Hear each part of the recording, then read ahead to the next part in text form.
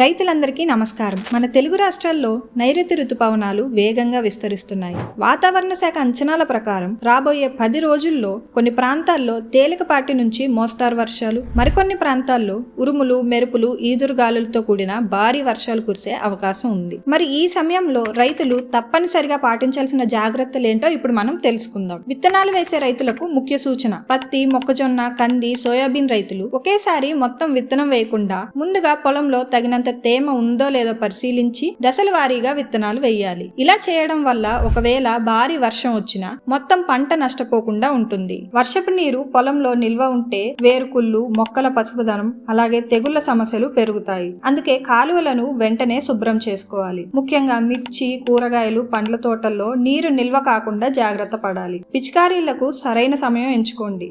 ఎరువులు, కలుపు మందులు, పురుగు మందుల పిచికారీ వర్ష సూచనలు లేని రోజుల్లో మాత్రమే చేయాలి. వర్షం ముందు పిచికారీ చేస్తే మందు వృధా అవడంతో పాటు అదనపు ఖర్చు కూడా పెరుగుతుంది. నర్సరీలు మరియు కొత్తగా మొలకెత్తిన పంటల్లో అధిక వర్షం వల్ల కుళ్ళు, మొక్కల మరణం వంటి సమస్యలు వస్తాయి. అవసరమైతే చిన్న కాలువలు ఏర్పాటు చేసి నీరును బయటికి వెళ్లేలా చర్యలు తీసుకోవాలి. ఉరుములు, మెరుపులు పడుతున్న సమయంలో పొలాల్లో పని చేయకండి. చెట్ల కింద నిలబడకండి.